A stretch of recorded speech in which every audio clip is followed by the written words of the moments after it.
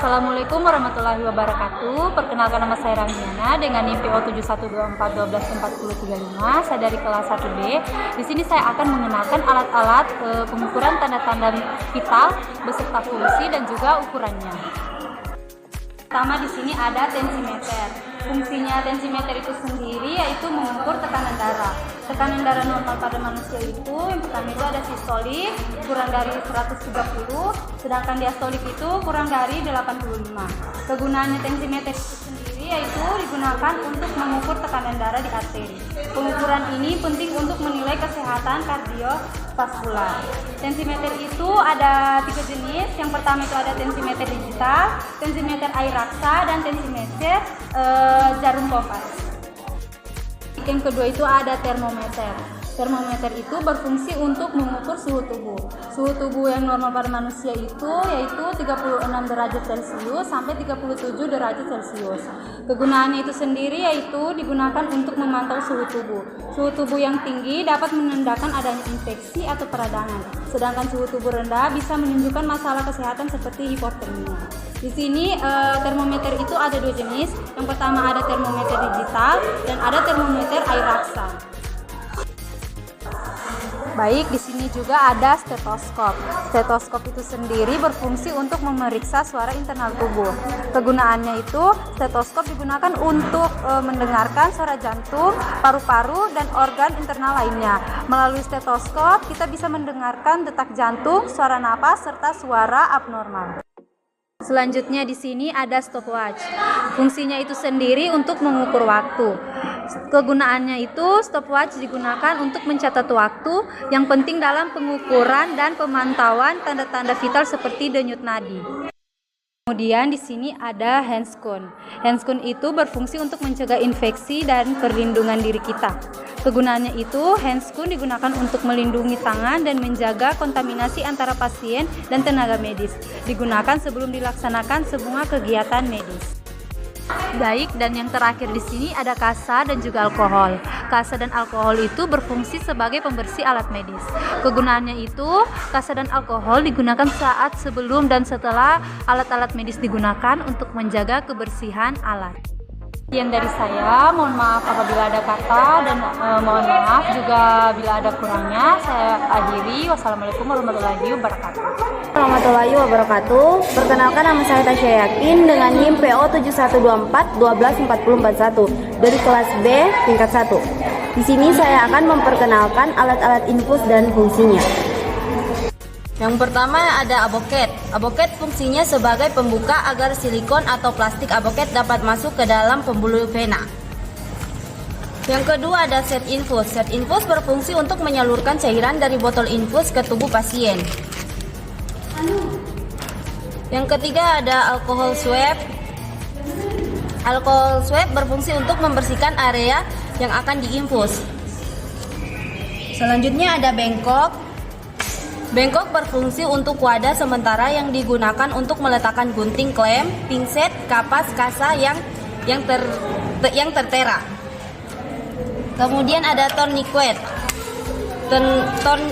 Tourniquet untuk menekan aliran darah agar vena tampak dan menonjol. Selanjutnya ada cairan infus. Cairan infus digunakan untuk menggantikan cairan tubuh yang hilang, mengoreksi ketidakseimbangan elektrolit, dan menjaga tubuh agar tetap terhidrasi dengan baik.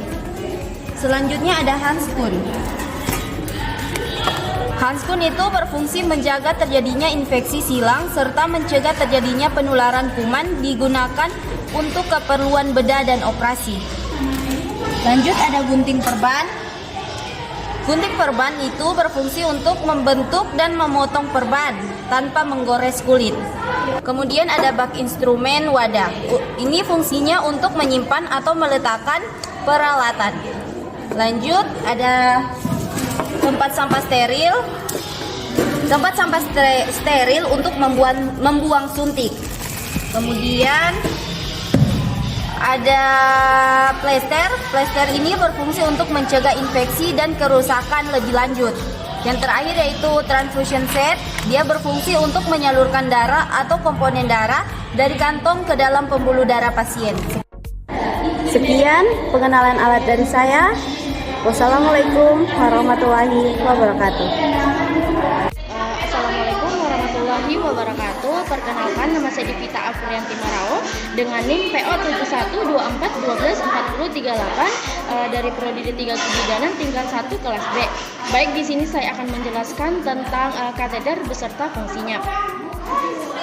Yang pertama itu ada pantom vagina dan pantom penis seperti ini. Itu berfungsi sebagai model pada pemasangan kateter. Kemudian yang kedua ada parlak dan duk berfungsi sebagai alas pada bokong pasien untuk menghindari terkontaminasinya kateter ketika melakukan pemasangan. Kemudian yang ketiga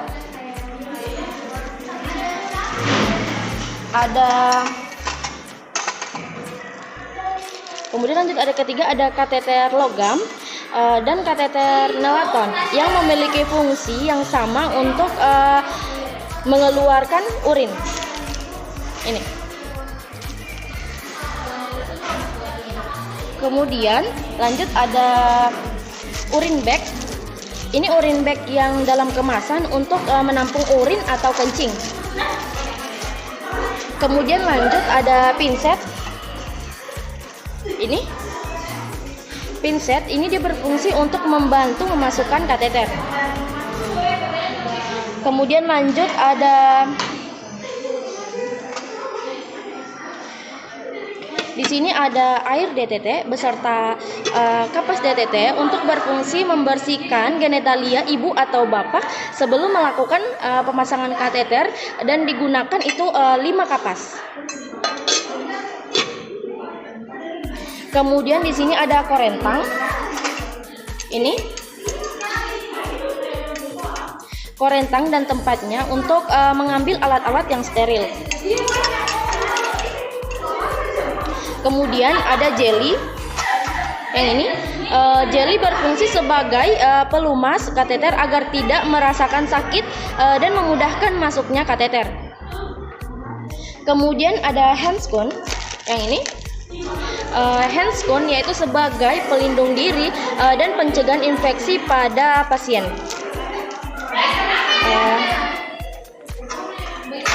Kemudian ada Spoit 10 cc untuk memasukkan aquades ke dalam kateter agar kateter tertahan di dalam kantong kandung kemih. Kemudian ada plester berfungsi untuk menahan kateter pada paha pasien. Dan ada gunting.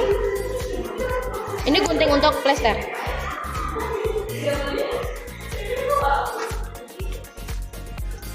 Kemudian ada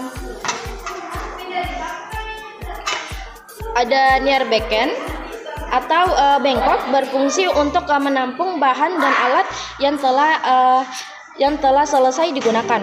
Yang ini. Kemudian yang terakhir ada apron. Ini apron atau celemek berfungsi sebagai pelindung diri. Mungkin sekian presentasi dari saya tentang kateter beserta fungsinya. Mohon maaf bila ada kurangnya. Saya Divita Afrianti Marao. Terima kasih. Assalamualaikum warahmatullahi wabarakatuh. Perkenalkan, nama saya Umu Kalsum dengan NIM PO 7124124039. Baik, di sini saya akan menjelaskan alat-alat hyping atau menjahit luka. Baik, di sini yang pertama itu terdapat bag instrumen yang dimana fungsinya untuk menyimpan alat-alat yang sudah steril. Terus terdapat pinset surigis. Pinset surigis berfungsi untuk menjepit bagian luar, sedangkan pinset anatomi itu berfungsi untuk menjepit bagian dalam atau otot. Terus terdapat nail puder. Nail puder itu berfungsi untuk menjepit bagian yang akan dijahit, dan ini ada gunting benang. Terus terdapat dup steril. Dup steril berfungsi untuk menjaga samping-samping luka. Terus ada parlak. Parlak ini berfungsi untuk menjaga agar tidak terkena percikan darah. Terus ada nail baker berfungsi untuk menyimpan sisa dari kapas. Terus terdapat di sini gunting perban, betadin dan alkohol untuk membersihkan luka. Terus di sini ada Hepafix berfungsi untuk membalut luka. Terus di sini ada benang catgut. Benang catgut menjahit untuk bagian dalam yang warna merah dan benang selden berfungsi untuk menjahit bagian dalam atau otot. Terus terdapat Corenta berfungsi untuk mengambil alat agar tetap steril. Dan di sini ada lidocaine sebagai anestesi agar tidak merasakan sakit. Terus di sini juga ada Spoit 3SS sebagai anestesi, tong sampah untuk membuang sisa dari proses penjahitan. Terus di sini ada celemek untuk menjaga kain agar tetap steril dari percikan darah. Terus ada cairan klorin berfungsi agar barang tetap steril. Dan ada handscoon atau sarung tangan agar tetap steril. Sekian dari saya. Wassalamualaikum warahmatullahi wabarakatuh. Assalamualaikum warahmatullahi wabarakatuh. Perkenalkan, nama saya Nia Jastiarawati Bengkal dengan NIM PO 7124 124047. Di sini saya akan menjelaskan pemasangan NGT beserta fungsinya. Yang pertama ada bak instrumen yang berfungsi sebagai tempat untuk menyimpan alat-alat agar tetap steril. Untuk yang kedua yaitu ada pinset anatomis berfungsi untuk menjepit jaringan, memegang bahan alat medis serta memegang kasa dan kapas. Yang ketiga ada klem chirurgis berfungsi menjepit atau memegang jaringan keras atau lunak pada tubuh. Selanjutnya ada duk biasa yang berfungsi sebagai penutup area operasi atau pembungkus alat bedah lapisan pelindung. Kemudian ada selang NJT berfungsi untuk mengalirkan makanan atau cairan untuk pasien yang tidak bisa menelan. Yang keenam ada kom tutup berfungsi untuk menyimpan kasa atau kapas. Handscoon melindungi petugas kesehatan dari kontak dengan darah dan cairan tubuh pasien. Jeli berfungsi untuk pelumas dan penyembuhan luka. Yang kesembilan yaitu plester berfungsi untuk menutup luka, melindungi luka dari kotoran atau bakteri, dan mencegah infeksi. Yang ke-10 ada gunting plester yang berfungsi untuk menggunting perban atau pembalut dan plester. Yang ke-11 ada Spoit 50cc berfungsi untuk menyuntikkan obat atau cairan ke dalam tubuh pasien. Dan Spoit 50cc tanpa jarum digunakan sebagai alat bantu makan dan minum dan disambungkan ke selang NGT. Yang ke-12 ada stetoskop berfungsi untuk mendengarkan suara dari dalam tubuh, salah satunya untuk mendengarkan suara detak jantung dan mendeteksi kelainannya. Kasa steril berfungsi untuk operasi besar dan kecil, penutup luka, bebat, pusat bayi. Kemudian ada kapas lidi berfungsi untuk membersihkan luka pada pasien atau pengambilan sampel di laboratorium. Kemudian ada bengkok yang berfungsi sebagai wadah untuk meletakkan instrumen dan disposable yang terkontaminasi saat melakukan tindakan medis. Selanjutnya ada perlak yang berfungsi untuk mencegah rembesan cairan dari tubuh pasien sehingga kasur atau matras tidak terkontaminasi cairan infeksi. Kemudian ada lap tangan atau tisu yang berfungsi sebagai menjaga kebersihan, menyerap cairan dan menutup atau melindungi peralatan medis agar tetap bersih. Kemudian ada sabun cuci tangan yang berfungsi untuk membersihkan tangan dari kotoran dan kuman penyakit. Kemudian di sini ada baskom yang berisi klorin berfungsi sebagai disinfektan untuk membunuh bakteri patogen dalam air yang digunakan untuk mencegah penyebaran penyakit. Kemudian yang terakhir yaitu tempat sampah untuk membuang limbah medis, suntik, perban, dan alat medis lainnya.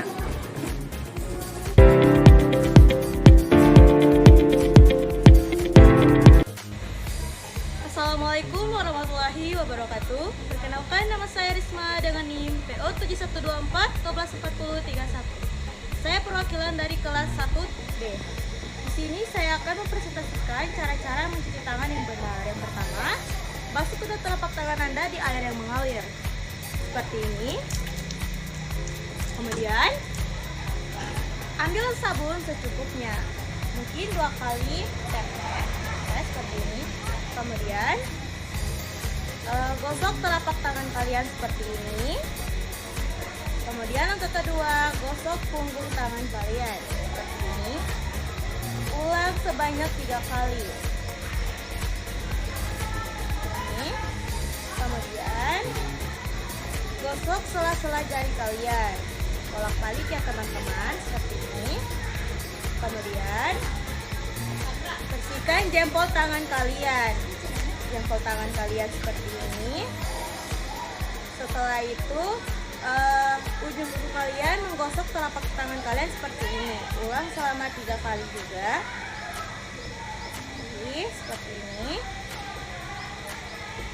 Kemudian yang terakhir itu bilas tangan, tapi dengan cara tangannya jangan seperti ini ya teman-teman. Kemudian cuci di alir yang mengalir lagi seperti ini.